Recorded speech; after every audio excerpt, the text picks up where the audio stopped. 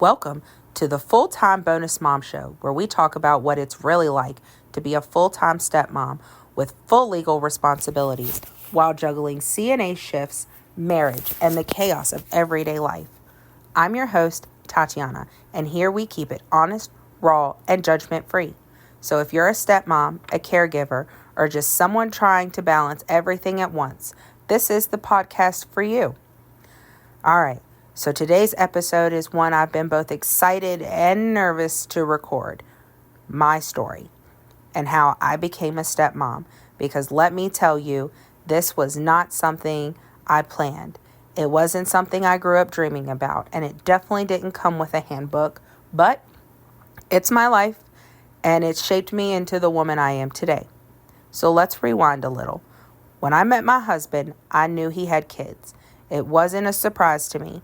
What was a surprise was how quickly I went from, okay, I'm dating someone with kids to, oh, these kids actually live here full time and I'm responsible for them. Not helping out, not sometimes stepping in, not just being around, full-time stepmom. And if you're a full-time stepmom listening, you already know this role hits different. You don't just get to slowly ease into it. You don't get to pick your level of involvement. You're just in it. You have to figure it out as you go. There's a moment that changes everything when you realize these kids are depending on you in real, legal, daily life ways. Maybe it's filling out school papers with your name. Maybe it's sitting in the doctor's office because you are the only responsible adult available. Maybe it's the first time the school calls you because they know you're the one who handles things.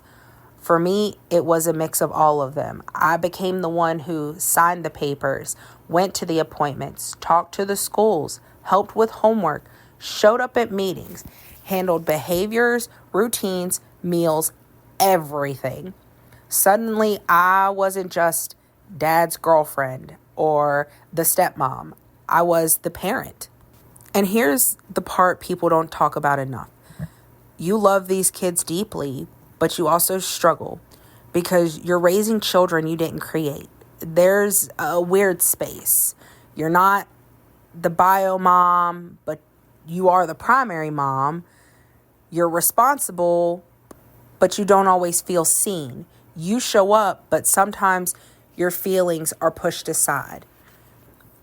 You can love them like they came from your body and still feel like an outsider in your own household some days. And that doesn't make you a bad person. It makes you human. I had days where I cried in the shower, days where I asked myself, am I enough? Days where I felt overwhelmed and invisible. But I also had days where I felt proud that I was stepping up, proud that I was creating stability, proud that these kids felt safe with me. So let's talk about the CNA life, because being a stepmom is one thing. Being a CNA on top of it, that is a different kind of tired. You go from taking care of patients, supporting families, running on little sleep, lifting, working, dealing with stress, to coming home and cooking dinner, helping with homework, handling routines, breaking up arguments, dealing with the attitudes, and managing a household. It's like being a caregiver at work and at home. Some days it feels like your entire life is caring for someone else. But even on the tired days, I remind myself I'm doing something that matters. If there's one thing this journey has taught me, it's stepmoms are strong in ways the world doesn't see. We love big even when we're not always recognized for it. We show up even when it's hard, and we deserve support, understanding, and a safe place. This podcast is going to be that safe place for me and for anyone listening who's living this life. All right, everyone, that ends today's episode. Thank you for listening to my story. Being a full-time stepmom, a CNA, and a wife isn't easy, but it's real, it's raw, and it's my life.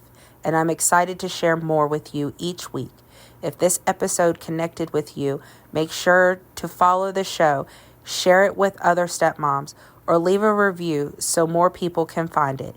You're not alone in this. I am right here with you. Thanks for listening, and I'll talk to you in the next episode.